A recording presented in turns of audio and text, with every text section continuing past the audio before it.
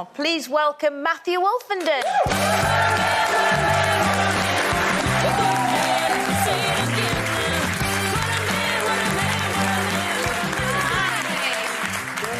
Wow, I mean, what's it like looking back at all of that?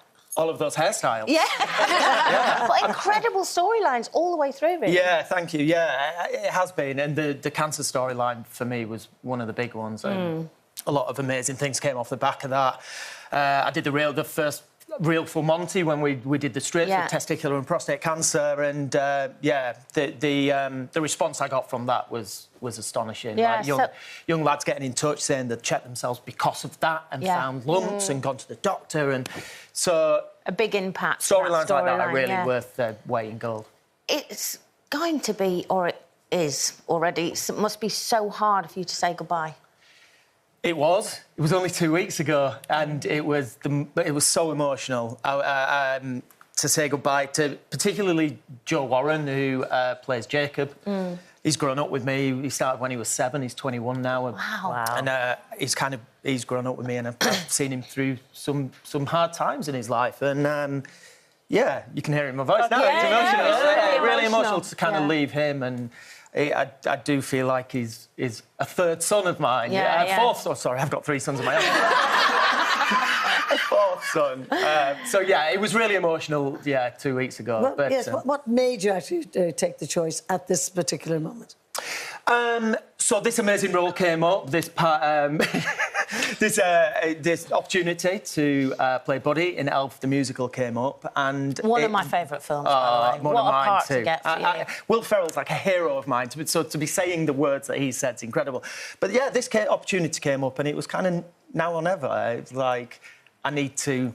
And I've always wanted to go back into the West End. I did 5 years in the West End before I joined Emmerdale 18 years ago. So it's a bit of an itch that I needed to scratch and get back on stage and get them jazz hands back out. Okay. Well, so how's it been going? Because it's like 8 shows a week, gruelling schedule. How are you finding it? Yeah, well, so we're into our 3rd week of rehearsals. We don't open until the 15th of November. But, put it this way, I've kept Radox bath salts in business because my body has been so sore, and I haven't danced for 18 years. I trained as a dancer, so it's still in there, but that was back when I was 23. I'm 43 now. You're rehearsing at the moment in just your ordinary clothes. You said even your fingers have been dripping sweat.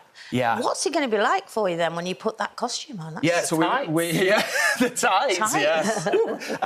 So we ran the whole of Act 1 the other day, and I was just in a vest. I literally had sweat dripping off my fingers. The little lad who plays Michael has to hug me at one point, and he said to me afterwards, "It felt like you'd been in the shower." I was literally... So I've got to now put this elf costume on and a wig, and you've seen the pictures come up on the screen. I've got a wig and a hat on, so it's hard work. Like, Buddy just doesn't come off stage. The character doesn't come off stage, so it's a big part, and I'm very excited. Do they include the scene where he eats all the spaghetti? Absolutely. With the and do you actually eat Absolutely, it? How many times do you have to do that then a day? Well, once a day and then twice when there's a matinee day. Wow. Yeah, so... and I have to cover it in syrup as well, so it's like the scene from the film. So Smarties, syrup, and at one point he's got me squirting syrup in my mouth. And then I've got to sing a song straight afterwards, so it's... no pressure then. No pressure. No. And how do your kids feel about it? They must be so thrilled to see their dad playing Buddy. Yeah, over the moon. My little boy Ace, who's 4, since I got the part, must have watched the film 100 times. Aww. Like, he's so excited. He knows the soundtrack off by heart for the musical, so whoever sat next to him on opening night is going to just hear him sing. But they'll make the show for whoever's sitting next to him, because it's lovely to see that. But it must be so hard for you at the moment, because obviously you've had to be away from them for a while. Yeah, that's the hardest part. That's the hardest part, having come down. I've managed to get home for the weekends, but it's a flying visit. I get back Saturday night. I've got to leave on Sunday afternoon. Yeah, but you come from a performing family, so it must be easier in that way because they understand. Yeah, obviously they do. Buster, my oldest, is actually doing Oliver at the Leeds Playhouse over Christmas, so we've got him out working. So he's doing that. So it's really sweet, actually. So on an evening, I'll bring him and say, "How did rehearsals go?" And he's like, "How did rehearsals go, Dad?" So swapping notes. Swapping notes. So we're kind of in the same boat. It's really nice. How does it work, though, when you're all performing? Because they all do something, don't they? your wife, etc.? Yeah. Charlie's out on tour. I'm down here in London. Bless my mum and dad. I owe them a holiday after this run because they've stepped in and they've moved into the house and they're looking after the kids. And thanks, mum and dad. Yeah. So it's tough. It's really tough. And I'm a real softie with the kids as well. Like, I just love being at home with the kids and to be away from them. I'm kind of counting down the days to the weekend. And they're coming this weekend for quite a while because it's half term, so they get to come down. Oh, that'd be nice. So, yeah. But Elf is only like 8 weeks. Do you think you've got the bug of going back on stage for a more, like a year or...? 100%. I mean, there's such a different... I love being in front of the camera. I've done that for the last 18 years.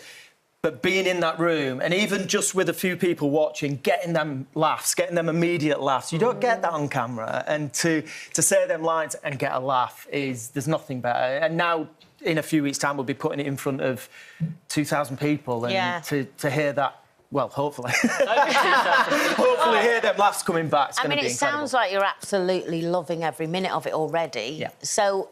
do you think, and I know this is it's too soon a question to ask, but because of that and the bug you've now got, is that it for Emmerdale, do you think? Because you could go back, they haven't actually killed you off. So. Yet. There's always a chance. No, you're still in it, aren't you, at the moment? I am. Oh, they might kill him off, who knows? You never know what's going to happen. Oh, no, they can't kill you off. No. David doesn't die. So there's always a chance to go back. Who knows? And I love it there. I absolutely have had the best 18 years. It's cliche, but it's a family. It's a massive family, and all my best mates are there. The crew, the cast. So never say never. But I just need to do a bit of theatre. Are they all going to come and see you on opening night? Yeah, I've got. Well, it's midweek, so it's difficult for when they're filming. Yeah. But I've got. There's a good bunch coming. Yeah. Will that make you even more nervous? Yeah. Do you ever think I'm too nervous? Like we were talking about it earlier, that you think I'm at my depth here. I'm too nervous. Well, I saw what you were saying about Dancing on Ice. I had that absolutely. I remember going on. You won.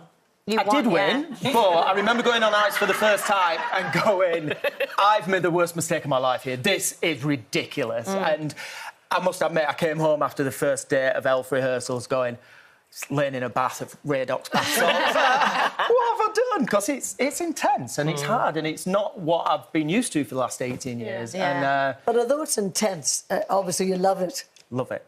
Do you know what I mean? Yeah. So you wouldn't give it up. Absolutely, yeah. It was so nerve-wracking going into the room on that first day. I mean, you read the CVs of everyone that's in that show and it's like they've done every show in the West End between them. And it was very nerve-wracking for me to be in that room with them, that calibre of people. And but they took me under the wing and they're just an amazing bunch, so I'm loving every second. Well, Matthew, I've got something to tell you that you don't know, but because we're loving having you on, we'd like you to stay on for a bit. OK. Because I've got a topic.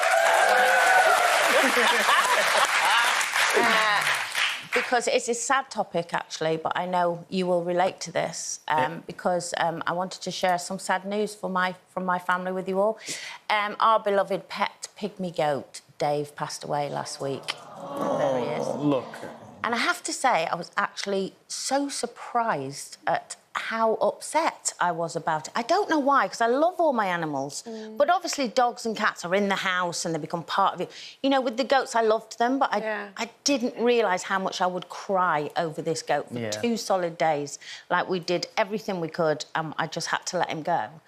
And it brought us to that topic, and I know that it's hard, whatever the pet is. And for people that don't like pets or have pets, I know they find it hard. But even you had it recently, didn't you, with your son and his It was awful. pet? I left work like 2 weeks ago on the Friday.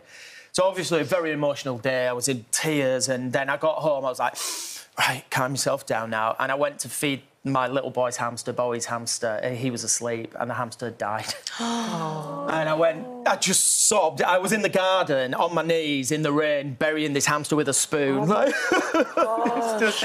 it was horrible, because I knew I was leaving on the Saturday as well to get down to London to start rehearsal. So I was like, I can't tell him. What do I do? What do I do? Yeah, but I loved that hamster. I really did. I know, it doesn't matter what the pet is. If it's part of your family, that's the thing we were saying. And Did you get another one to replace it, or...? Yeah, so when I came down to London, my dad rang me and said he's looking in the cage for the hamster. Now you're going to have to tell him. It was only a couple of days after, so I rang him and I said, listen, this has happened.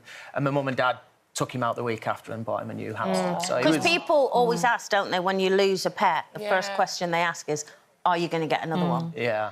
I kind of hate the term replace. I think it's a bit different when it comes to maybe like hamsters and guinea pigs and stuff. But, you know, if you've had pets, especially dogs and cats, you can't replace them. You can get another dog, but, you know, you could have 10 Labradors and we're all so different and unique. Yeah. It is like they're part of the family and they have this personality, and I think you only get it if you are a pet person, I think.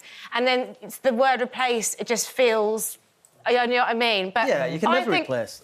Filling that space in your heart, I think getting another pet is you know, the right thing to do. But I think when you lose the pet, you should, like, mourn the for a pet. while. Yeah, assess your situation. But don't give up on getting another one. Is it the right time to bring another pet in now? Should I wait? Am I just doing this on impulse because I want to fill a gap? Yeah. Because introducing a new pet also can be quite it can be a slow process. Yeah, whether well, you adopt or you... I was totally... Once, you know, Smudge died, my cat, from old age, and I was so upset that I was like, I'm not getting another cat again because I don't want to go through that. Yeah. And then, you know, it was, what, 8, 9 years before I came on here and found Tiny and Temper, and then, yeah, great, I'm like really messed up, so now I've got 3. But look how much joy they're bringing you. I wouldn't... but I know... I look at them sometimes and I think, oh, am I going to get to that point again where something happens? Of course. And I think really also sad. that people will get, and will not say replace, people will get another pet, depending on the circumstances. I mean, for example, we had a lovely... We still have a gorgeous... ridiculous, I blanked on the read. A King Charles. King Charles. Yeah, ridiculous. But the first one was King Charles as well. And so we rescued that dog, and she lived until she was 12, which was quite good, actually, for that size. In the meantime, though, we had bought another dog so they'd have company, and that dog, Roxy, same breed, but she died just in the middle of the night, aged 5. Oh. Yeah. Well, my husband was so upset over that because she was more like a boy than a girl and followed him around everywhere. And in the end, I got another one of the same breed simply for company, and that worked very well. So sometimes people will get another for different reasons. Yeah. Well, I've got a trainer coming in at the moment because we rescued a street dog from Macedonia, and it's been a nightmare. Love her, nightmare. And I wouldn't ever give her back or anything like that. But he's come round and said, it's not the dog that needs training, it's you. And also I need therapy, apparently, because I'm humanising all the animals and forgetting that they don't think like me because I worry about them.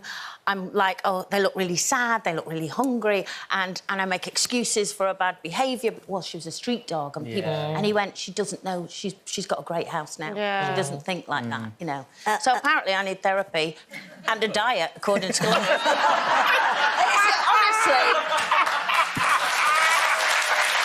It's been a great show today.